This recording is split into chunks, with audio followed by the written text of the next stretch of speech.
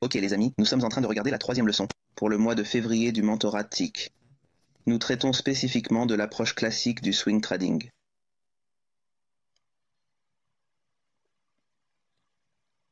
Lorsque nous définissons les conditions du marché, nous pensons en termes d'où le prix peut atteindre.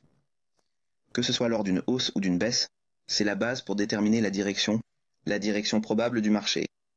Les matrices de DP qui ont été négociées ou exécutées le plus récemment indiquent le spectre de la matrice de DP opposée qui sera atteint. Si les réseaux à prix réduit ont permis de soutenir le prix, il est plus probable que les réseaux à prix élevés seront recherchés, que les tableaux de primes soient recherchés au-dessus du prix du marché. Si les réseaux premium ont offert une résistance au prix, les probabilités augmentent que les réseaux discount soient recherchés au-dessus du prix du marché, seront recherchés en dessous du prix du marché. Du marché, d'accord. Supposons qu'il s'agit du prix du marché. Il peut s'agir de n'importe quelle classe d'actifs, cela ne fait pas de différence, mais nous allons parler spécifiquement, disons, le franc suisse, et nous regardons un graphique mensuel. Ce que nous faisons, c'est qu'en référence au prix actuel du marché, nous définissons la fourchette dans laquelle nous nous trouvons actuellement et nous cherchons le bloc d'atténuation baissier le plus proche au-dessus de nous et nous recherchons le bloc d'atténuation haussier le plus proche. Encore une fois, ces réseaux peuvent ne pas exister dans l'action actuelle des prix, mais c'est le spectre que vous regardez, au-dessus et au-dessous de la place de marché, dans cet ordre. Au-dessus de vous, vous regardez s'il y a des cassures baissières qui n'ont pas encore été franchies, qui n'ont pas encore été négociées. En dessous, on recherche les cassures haussières qui n'ont pas encore été franchies. Au-dessus de vous, vous recherchez les vides de liquidité où le prix est rapidement tiré vers le bas ou réévalué de manière agressive, laissant une large plage de livraison uniquement à la baisse. À l'inverse, vous recherchez les vides de liquidité en dessous de vous, où le prix est fortement enclin à se redresser rapidement, laissant un sillage poreux de livraison à l'achat dans le prix. En d'autres termes, de grandes fourchettes. En haut, et au-dessus du prix actuel du marché, vous recherchez des écarts de juste valeur. Et en dessous, les écarts de juste valeur. Vous recherchez le plus proche.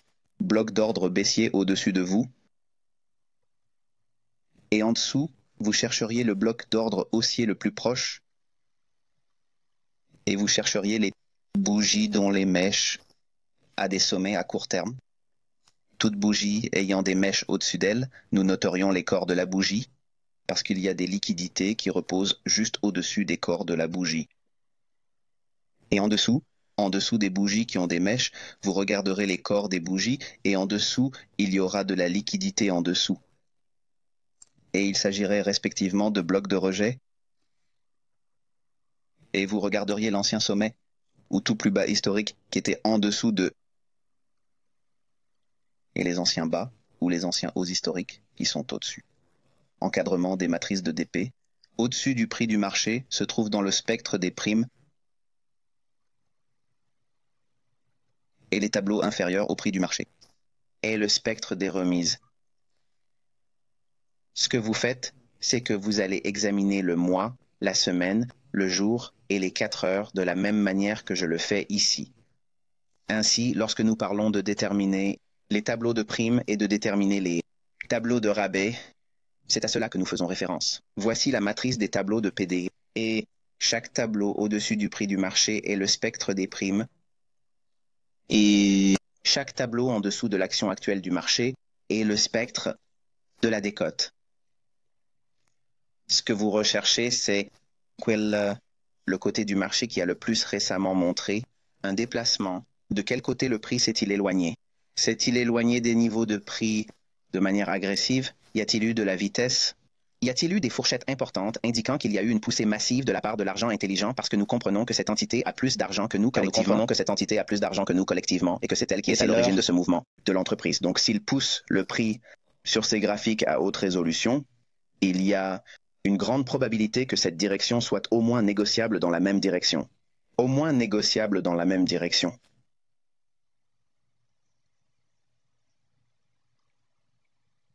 D'accord, séquence de temps plus élevée. Lorsque nous recherchons des opportunités de vente à découvert, ok, dans mes tutoriels gratuits, Tutoriel gratuit, vous avez toujours entendu parler de programmes de vente et d'achat. Qu'est-ce qu'un programme de vente? Eh bien, cela commence par un graphique mensuel et nous cherchons à ce que le marché s'éloigne d'un niveau de résistance. Il peut s'agir d'un bloc d'ordre baissier, d'un écart par rapport à un ancien sommet. Il peut s'éloigner d'un plus bas historique en tant que résistance, mais lorsque le cadre temporel indique qu'il veut descendre, il veut descendre. C'est un programme de vente. D'accord, donc nous attendons des graphiques mensuels qu'ils entrent dans un programme ou sortent d'un programme un spectre,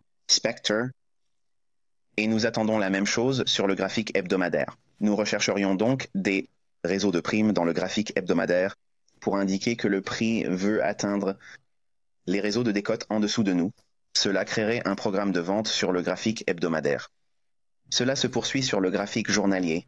Vous rechercherez des réseaux de primes pour créer un programme de vente ou des prix baissiers sur le graphique journalier. Quant à notre cadre temporel d'exécution pour les opérations d'oscillation, il s'agit du graphique de 4 heures. Vous rechercheriez la même chose.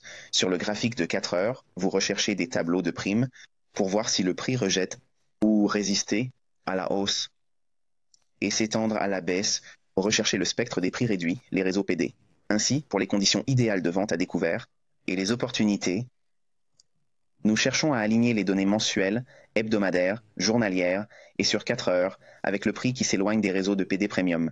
Dans l'autre sens, on peut lire, pour les opportunités d'achat, nous recherchons un programme d'achat sur le graphique mensuel, ce qui signifie qu'il s'éloigne des tableaux de rabais et cherche à se déplacer vers le haut pour atteindre tableau de primes. Il s'agit d'un programme d'achat sur le graphique mensuel et sur un graphique hebdomadaire, vous pouvez rechercher le prix trouve de la sensibilité dans les tableaux de rabais, une évolution du prix vers un programme d'achat. Vous vous attendez donc à ce que le graphique hebdomadaire évolue à la hausse ou se négocie à la hausse. Le graphique journalier aussi, lorsqu'il trouve un support à discount array, on s'attendrait à voir le prix évoluer à la hausse sur le graphique journalier. Et sur le cadre temporel exécutable de 4 heures, nous rechercherions une sensibilité dans les tableaux d'escompte pour trouver des opportunités d'achat. Ainsi, nous serions synchronisés avec les graphiques mensuels, hebdomadaires et quotidiens et les graphiques sur 4 heures tous synchronisés pour les opportunités haussières ou d'un programme d'achat. Lorsque nous faisons du swing trading, le plus facile, et les positions les plus probables sont celles où toutes les données mensuelles, hebdomadaires, journalières, et sur 4 heures sont alignées, quotidiens et sur 4 heures sont alignées. Ainsi, lorsque les indices mensuels, hebdomadaires et quotidiens sont haussiers et que les indices sur 4 heures se négocient à la baisse et trouvent un support par exemple disons simplement le niveau de l'indice des prix haussier à la consommation, c'est une condition de l'indice des prix à la consommation. Parce que les données mensuelles, hebdomadaires et quotidiennes sont synchronisées et qu'ils se trouvent déjà dans un marché haussier existant. Ces connotations haussières soutiendront donc l'idée sur un graphique de 4 heures, si vous cherchez des blocs d'ordre haussiers ou acheter en dessous d'un ancien plus bas, en prenant des stops de vente comme le ferait un market maker, ou de redescendre dans un vide de liquidité, par exemple comme une entrée optimale pour une transaction de juste valeur, en revenant dans un écart de juste valeur, la même chose. Toutes ces idées seront soutenues avec l'idée que les cours mensuels, hebdomadaires et quotidiens sont déjà haussiers et que, par conséquent, les cours sur 4 heures devraient l'être également. D'accord avec elle. Et votre opportunité d'achat devrait avoir une forte probabilité. L'inverse est vrai pour les opportunités baissières, lorsque les indices mensuels, hebdomadaires et quotidiens se déplacent vers le bas et qu'ils sont dans des programmes de vente. Lorsque vous voyez les 4 heures monter dans des tableaux de PD de première qualité, des blocs d'ordre baissiers, des programmes d'achat et des programmes de vente, des vides de liquidité baissiers, des écarts de juste valeur baissiers, des cassures baissières, ou qu'elles se négocient au-dessus d'un ancien sommet pour épuiser les stops d'achat. Ces conditions sont hautement probables parce que les données mensuelles, hebdomadaires et journalières sont synchronisées. À la recherche de prix plus bas et les cadres temporels plus élevés vont s'appuyer fortement sur le graphique de 4 heures du cadre temporel inférieur. Donc ces probabilités se transforment en une grande faveur pour vous en tant que trader qui souhaitez vendre à découvert dans ces conditions.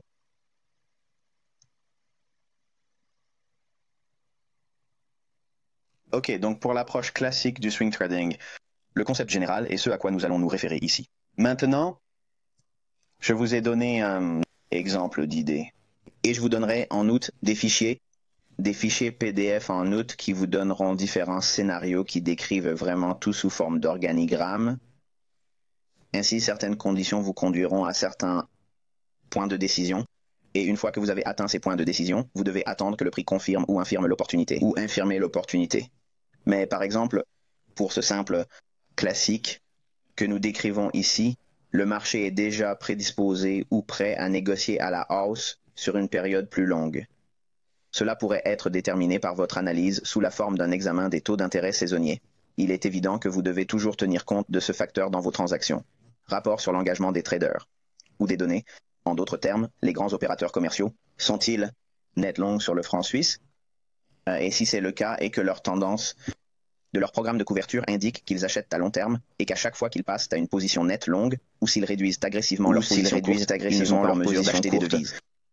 Sur le COT, Commitment Traders, ou sur le graphique linéaire, lorsque cela se produit, cela soutiendrait des prix haussiers pour le franc suisse et où l'analyse intermarché soutient la hausse. Cela pourrait se faire sous la forme formée d'une divergence SMT ou d'une structure de marché. Il suffit de quelques éléments à l'échelle macroéconomique pour étayer l'idée que sur une échelle de temps plus élevée, les prix devraient être plus élevés.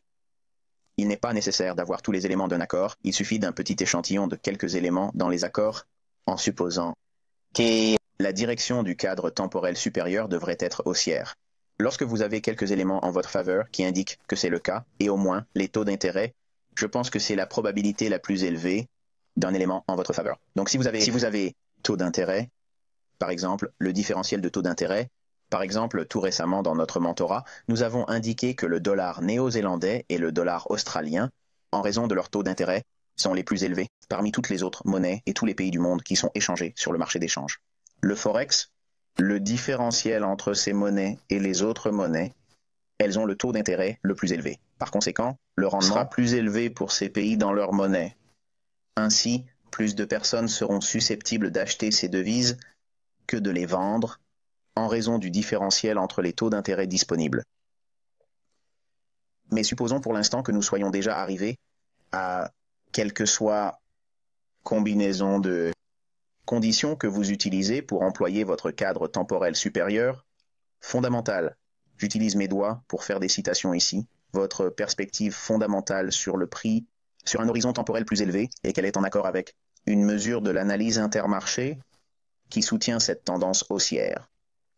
Le marché va se redresser, puis nous attendrons un retracement.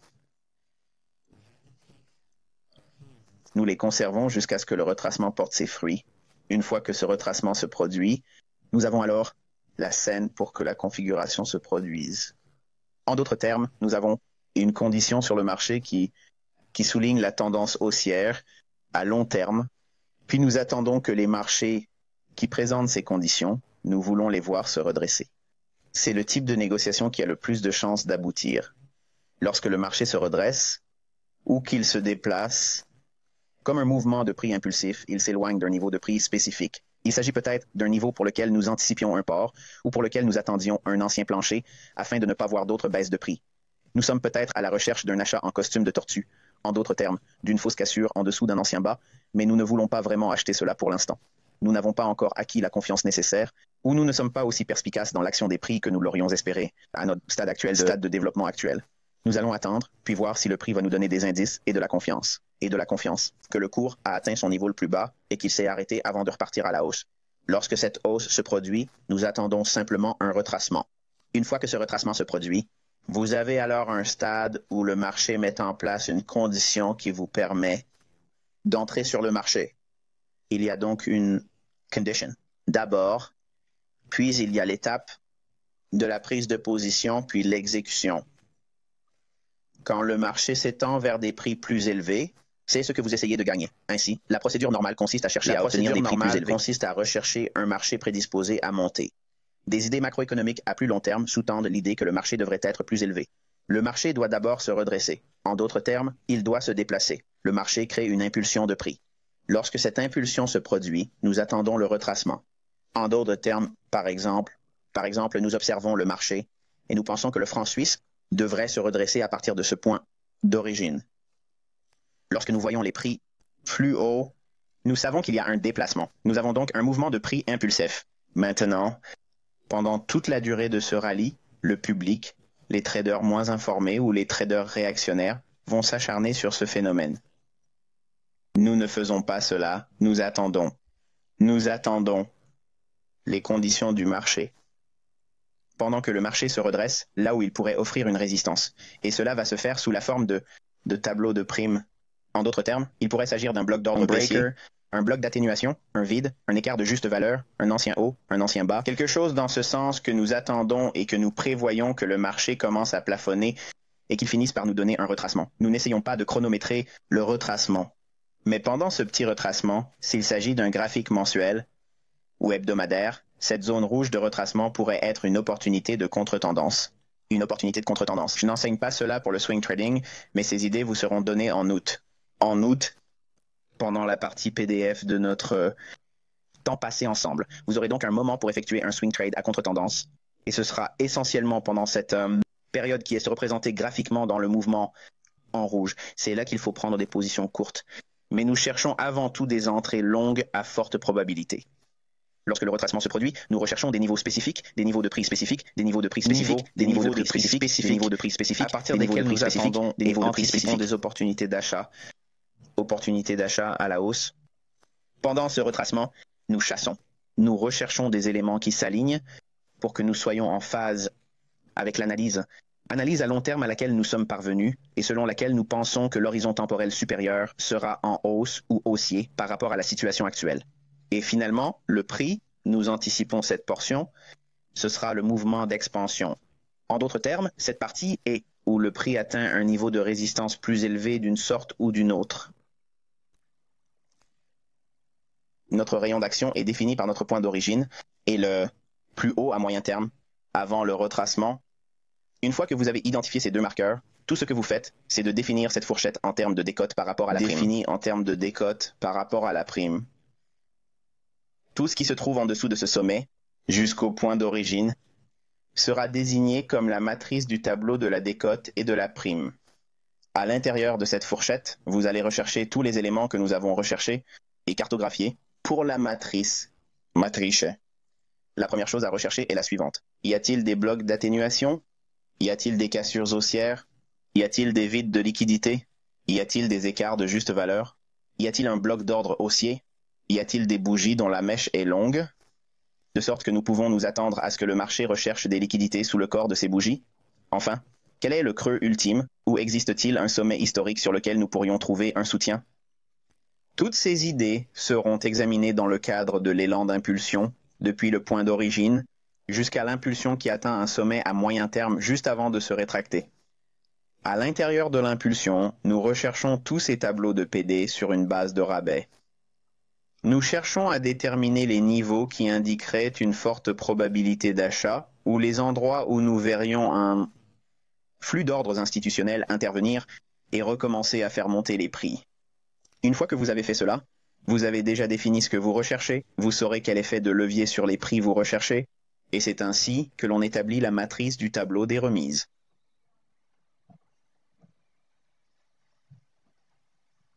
Ok, la procédure de swing trade.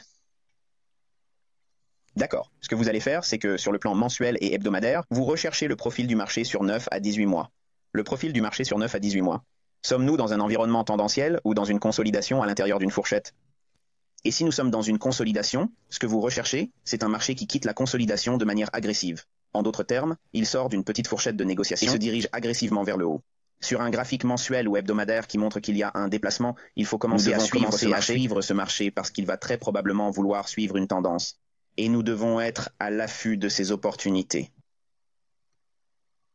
Nous allons déterminer les tableaux de PD mensuels et nous allons nous référer aux tableaux de remise active. En d'autres termes, puisque nous sommes en présence de marchés haussiers, nous allons regarder quel tableau de remises actives, blocs d'ordre haussier, les vides de liquidité sous le marché, les écarts de juste valeur sous le prix du marché, où sont les anciens bas, les cassures haussières, les blocs d'atténuation haussiers. Maintenant, si le marché montre que le tableau d'escompte mensuel soutient le prix, vous devez déterminer maintenant où sont les tableaux de primes sur le mensuel. Et quand les tableaux de décote mensuels sont actifs, cela signifie que vous chassez et que vous savez de quel niveau il s'agit. Vous allez passer au graphique hebdomadaire et transposer ces niveaux mensuels sur votre graphique hebdomadaire. Ensuite, vous allez déterminer vos tableaux de PD hebdomadaires et vous allez vous référer spécifiquement aux tableaux de rabais actifs sur votre tableau hebdomadaire sur votre graphique hebdomadaire. Si les réseaux de décote hebdomadaires soutiennent le prix, déterminez les réseaux de primes sur le graphique hebdomadaire. Et lorsque les réseaux de décote hebdomadaires sont actifs, en d'autres termes, vous avez déjà défini où se trouve le réseau de décote haussière sur le graphique hebdomadaire. Vous pouvez déterminer les réseaux de primes sur le graphique hebdomadaire. Les vides de liquidité qui sont haussiers, les cassures haussières, les blocs d'atténuation haussiers, les anciens planchers, les écarts de juste valeur sous le marché. Une fois que vous les avez trouvés, vous voulez les transposer sur votre graphique quotidien. D'accord, ensuite vous allez déterminer vos tableaux d'escompte quotidiens et vous allez vous référer au tableau des remises actives de votre journée en définissant chacun d'entre eux sur cette période de temps quotidienne. Et une fois que vous avez compris où se trouvent les tableaux de rabais quotidiens, ils sont actifs, vous savez lesquels ne sont pas là. En d'autres termes, il n'y a peut-être pas de vide, il n'y a peut-être pas de rupture, mais quels que soient ceux qui sont actifs dans le spectre des rabais, vous les prenez et vous les transposez sur un graphique de 4 heures. Ensuite, vous allez déterminer vos tableaux de rabais de 4 heures en étiquetant ceux qui sont dans la décote. En d'autres termes, il n'y a peut-être pas de cassure, il n'y a peut-être pas de vide, il n'y a peut-être pas d'écart, mais il y a d'anciennes charges, il y a des blocs d'ordre haussier et il faut les définir. Ensuite, vous allez vous référer les tableaux de décote actifs sur cette période également. Ce que vous faites maintenant, c'est que vous allez acheter tous les tableaux de rabais de 4 heures. En d'autres termes, chaque bloc d'ordre haussier, chaque breaker haussier, chaque bloc d'atténuation qui est haussier, chaque ancien creux qui est violet, nous cherchons à voir une opportunité d'achat qui pourrait être une entrée longue en soupe de tortue. Chaque bloc de rejet sous les bougies a des mèches. Nous attendons que le prix passe juste en dessous du corps des bougies et nous négocierons le taux en dessous comme une soupe de tortue. Il n'est pas nécessaire de passer par les mèches. Et lorsque nous prenons ces entrées longues, nous cherchons à sortir des tableaux de primes quotidiennes, hebdomadaires et mensuelles qui ont déjà été définis et transposés sur notre graphique de 4 heures. Le scénario idéal consiste à négocier des configurations qui offrent au moins 3 fois, et de préférence plus, la fourchette entre l'entrée et la sortie, fois la fourchette entre votre entrée et le tableau de primes le plus proche, quel que soit le cadre temporel. Par conséquent, si vous recherchez une position qui vous permet de penser que le cours mensuel a la possibilité d'augmenter et qu'il se trouve dans un programme d'achat, si vous prenez une entrée sur le graphique sur une période de 4 heures, vous essayez vraiment de viser le niveau mensuel, mais vous ne gardez pas tout pour cela. Niveau mensuel, les tableaux de primes sur le graphique de 4 heures et sur le graphique journalier et sur le graphique hebdomadaire. Et au fur et à mesure que vous vous rapprochez de cette fourchette de primes sur les graphiques mensuels et hebdomadaires, vous devez avoir de très petites portions de votre position et avoir déjà pris des profits en cours de route. Et vous avez déjà pris des profits en cours de route.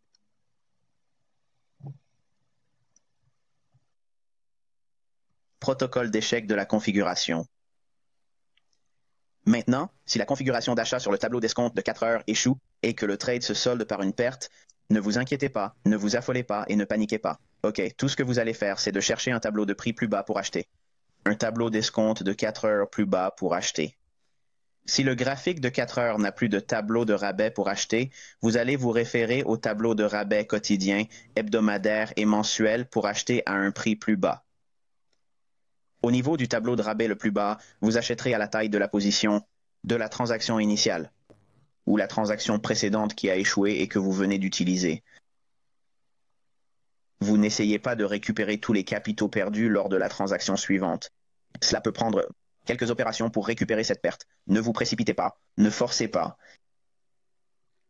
Confirmez toujours le cadre temporel inférieur pour notre augmentation de prime, céder ou échouer lorsque le prix évolue en votre faveur. Dans la nouvelle réduction, la hausse. Soutenir le prix lorsqu'il se dirige vers la hausse de la prime sur le cadre temporel supérieur. En d'autres termes, vous rechercherez des positions baissier. Vous allez chercher des blocs d'atténuation baissier, à céder. En d'autres termes, ils ne devraient pas retenir le prix. Vous devriez simplement les franchir. Vous devriez passer par des bougies ascendantes, qui seraient notées comme des blocs d'ordre baissier potentiels. Il ne s'agit pas de franchir d'anciens sommets et de revenir avec des retracements profonds. Vous traversez d'anciens sommets et vous vous étendez plus haut. C'est une indication claire que vous avez une forte commerce de votre côté et que vous avez le flux d'ordres institutionnels derrière vous.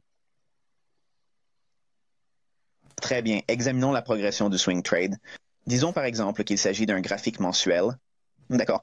Comme vous avez première impulsion, il y a ensuite un retracement Si vous êtes dans un environnement de marché haussier, vous vous attendez à un autre mouvement d'expansion des prix, puis un retracement, puis à une nouvelle impulsion, puis un retracement et un autre mouvement d'expansion, mais tout en atteignant des sommets et des creux plus élevés. Il s'agit d'une tendance classique normale qui serait considérée comme haussière par n'importe qui, mais ce que nous recherchons, disons que c'est un graphique hebdomadaire. D'accord, nous pourrions également le faire sur un graphique mensuel, mais faisons simplement référence, par exemple, à une condition qui se trouve sur notre graphique hebdomadaire.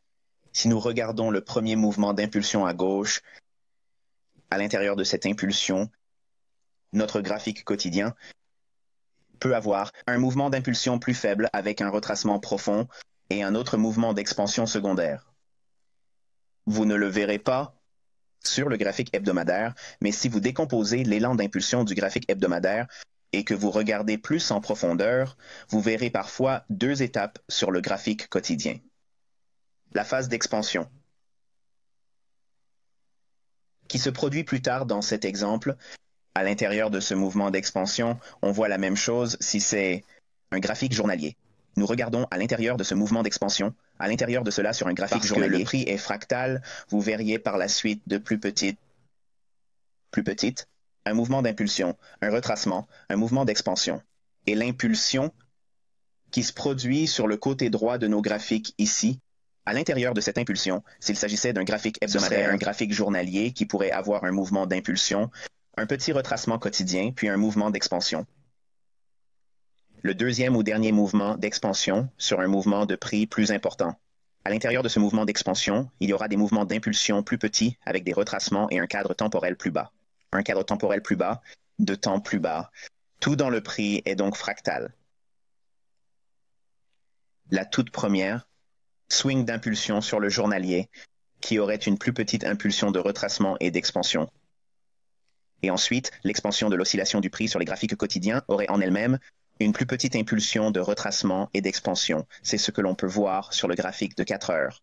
Donc la plus grande impulsion, initialement à gauche, pourrait représenter une fourchette hebdomadaire ou d'un graphique hebdomadaire. Ensuite, une fourchette plus petite à l'intérieur de cette fourchette hebdomadaire pourrait être observée avec le retracement et l'expansion de l'impulsion quotidienne. Ensuite, chaque fluctuation de prix plus élevée sur une base quotidienne est accompagnée d'oscillations, de retracement et d'expansion sur 4 heures. C'est ce que l'on observe pour chaque prix. Les données peuvent varier d'un mois à l'autre, d'une semaine à l'autre, d'un jour à l'autre et d'une heure à l'autre. Avec ces informations, nous pouvons constater qu'il existe de réduction, tableau, dans chacune de ces variations de prix. Si vous achetez l'un de ces tableaux et qu'il ne fonctionne pas, il vous suffit de descendre dans le cadre temporel supérieur suivant, tableau d'escompte, et vous recherchez des idées à l'intérieur de ce tableau pour être acheteur. Pour être en phase avec la tendance macro-haussière mensuelle ou hebdomadaire plus large. Macro-tendance haussière. Nous examinons donc le prix sur une base fractale, mais nous l'examinons également en termes de définition, en termes de tableau de PD. En d'autres termes, de la prime à la décote. Lorsque le prix se replie et que l'algorithme revient dans ses tableaux de décote, il cherchera à obtenir des liquidités en dessous du prix du marché, en dessous du prix du marché, pour permettre aux traders au niveau de la banque d'alimenter ces niveaux avec des ordres, puis le marché prendra le relais.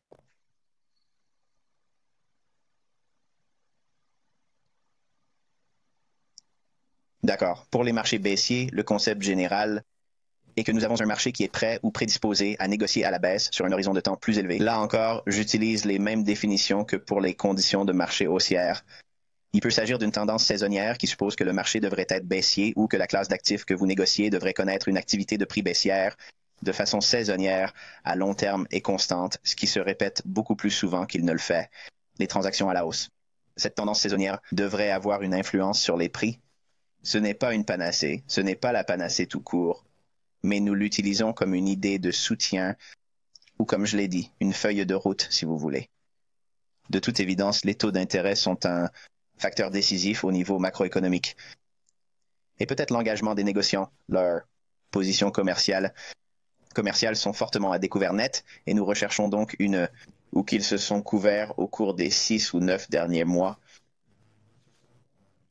Sur le graphique hebdomadaire, vous pouvez voir comment ils ont pris plus bas. Chaque fois qu'ils ont pris une position courte nette, ils ont tiré les prix vers le bas dans une tendance baissière, et peut-être qu'aujourd'hui, votre marché, vos transactions les ont, comme des traders commerciaux fortement à découvert, Si c'est le cas, vous avez les tendances saisonnières de votre côté.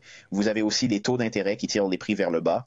Et les négociants en engagement font état d'une position nette fortement courte de la part des négociants commerciaux. Ces derniers sont d'importants hedgers et nous en parlerons lorsque nous aborderons les matières premières.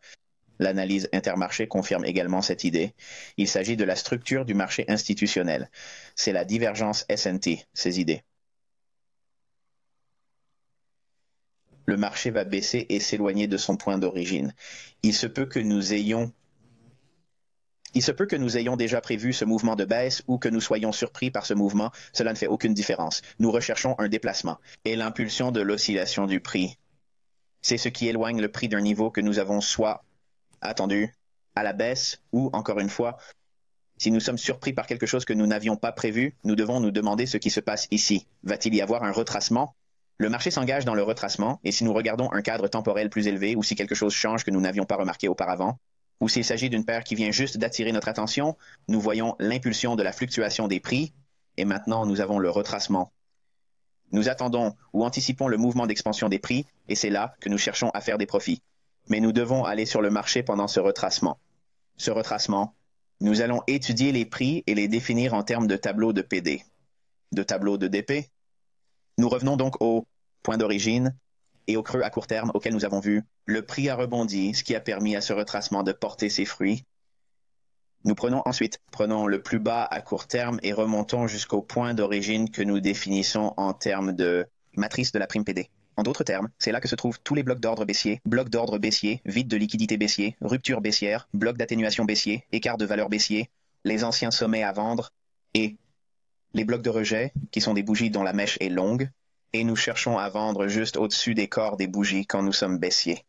Ce que nous faisons, c'est que nous allons sur le marché et nous le faisons sur une base mensuelle, hebdomadaire, quotidienne et sur 4 heures, hebdomadaire, journalière et sur 4 heures. Nous définissons donc et déterminons toutes les primes, tableaux, pour toutes ces périodes et nous les transposons sur l'échelle de temps inférieure.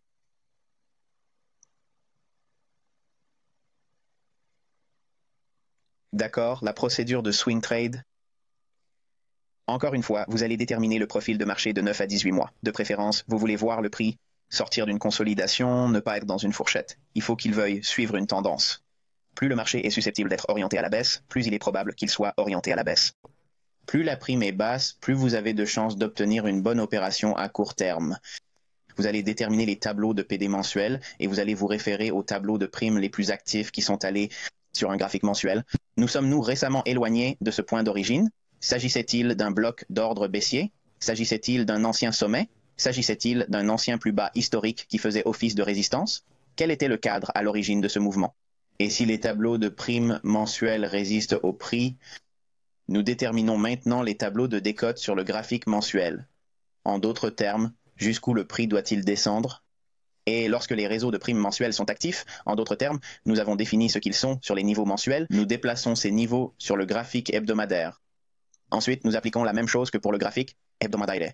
Nous décomposons les tableaux de PD en fonction des primes, puis nous nous référons à tous les actifs, ce qui serait considéré comme sur le graphique hebdomadaire. Le tableau des primes résiste au prix. Nous déterminons où se trouvent les tableaux de réduction sur le graphique hebdomadaire. Nous définissons donc notre fourchette en termes de la prime à la décote sur le graphique hebdomadaire. Lorsque les tableaux de primes hebdomadaires sont actifs, en d'autres termes, vous les avez définis, s'il y a des blocs d'ordre baissiers, s'il y a des cassures qui sont baissières, baissières, d'anciens sommets, où il se situe, où se trouve le bloc de rejet, tout écart de juste valeur au-dessus de vous, tout cela est transposé sur le graphique journalier. Ensuite, vous déterminez les tableaux de primes quotidiennes et vous allez vous référer aux tableaux de primes les plus actifs sur le graphique journalier. En d'autres termes, y a-t-il un breaker baissier sur le graphique journalier? Y a-t-il des blocs d'atténuation au-dessus de nous sur le graphique quotidien? Y a-t-il des écarts ou des vides de juste valeur? Où se situent les anciens sommets? Y a-t-il des bougies dont la mèche est longue? Nous allons nous concentrer sur les corps des bougies afin de percer au-dessus, juste pour faire une idée de soupe de tortue. Ensuite, vous allez prendre ces bougies et quand elles seront actives, vous prendrez ces bougies de première qualité sur le graphique journalier et vous allez les déplacer sur votre graphique de 4 heures et les transposer. Vous ferez ensuite la même chose sur votre graphique de 4 heures. Vous allez déterminer où se trouvent les tableaux de primes, les blocs d'ordre baissier, les anciens sommets, baissiers, les blocs d'atténuation qui sont au-dessus de vous. Vous allez prendre tous ces réseaux de primes et déterminer lesquels se produisent ou apparaissent dans les 4 heures. Et ensuite, vous allez vous référer au tableau de primes actives pour ce cadre de temps seulement. En d'autres termes, vous ne vous concentrerez que sur ceux qui se trouvent sur le graphique de 4 heures, car il se peut qu'il n'y ait pas de breaker baissier. Il se peut qu'il n'y ait pas de bloc d'atténuation dans la fourchette actuelle que vous regardez, le graphique de 4 heures. Mais quels que soient ceux qui sont actifs dans l'environnement de marché actuel, c'est ce que vous prenez et vous les marquez sur votre graphique de 4 heures. Vous allez vendre chaque tableau de prime de 4 heures, cela signifie bloc d'ordre baissier, un breaker baissier, un bloc d'atténuation, retour à la juste valeur, fermeture d'une fourchette ou d'un écart de juste valeur, ou vous vendrez à découvert un ancien sommet ou un bougie audacieuse avec une petite mèche très courte au sommet. Vous chercherez à ce que le prix se négocie à travers ce sommet. La clé est que vous voulez que le prix ne passe pas par les mèches, souvent, et c'est le bloc de rejet quand vous voyez les longues bougies maudites et que vous êtes baissier, il est probable que le prix ne dépassera pas les mèches plusieurs fois. Nous allons juste dépasser le corps de la bougie et échouer à ce niveau. Vous vendrez tous ces blocs sur une base de 4 heures et tout niveau qui a été transposé du niveau quotidien, l'hebdomadaire et le mensuel également. Lorsque vous vendez à découvert, vous chercherez à prendre des bénéfices sur les tableaux d'escompte quotidiens, hebdomadaires et mensuels. En d'autres termes, toutes les idées haussières qui soutiendraient le prix au fur et à mesure que vous les atteignez et les prix en déplaçant votre favori vers le quotidien, l'hebdomadaire et le mensuel.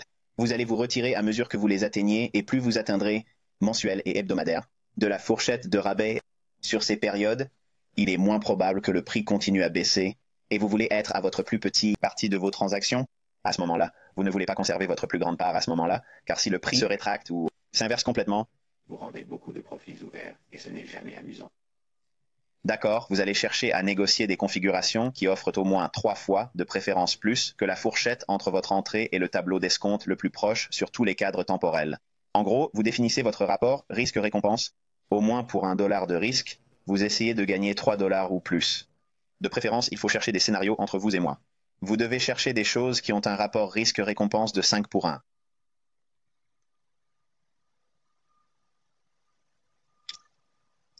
Mise en place d'un protocole. Si la configuration de vente sur le tableau des primes de 4 heures échoue et que l'opération se solde par une perte, tout ce que vous avez à faire, c'est ne pas paniquer, accepter la perte. Mais maintenant, vous allez simplement chercher un prix plus élevé, de 4 heures plus élevé pour vendre. En d'autres termes, vous pouvez être vendu à découvert, ce que vous pensiez être un bloc d'atténuation et qui vous a tout simplement traversé. Vous passez au prochain tableau de primes et vous cherchez à le vendre à nouveau.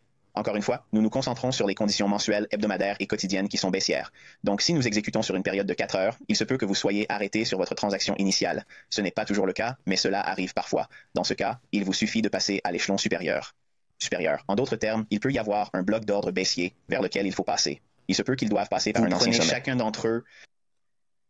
Si le graphique horaire ne contient plus de tableau de primes pour vendre, consultez les tableaux de primes quotidiens, hebdomadaires et mensuels pour vendre à un prix plus élevé que celui que vous avez actuellement. Au niveau du tableau de primes le plus élevé, vous allez vendre avec 50% de la taille de la position que vous avez utilisée lors de votre transaction initiale ou de la précédente transaction ratée que vous avez utilisée. N'essayez pas de récupérer tous les capitaux perdus lors de la transaction suivante. Obtenez ce que vous pouvez obtenir de la transaction. N'essayez pas d'obtenir des résultats et qu'ils glissent vers une probabilité moindre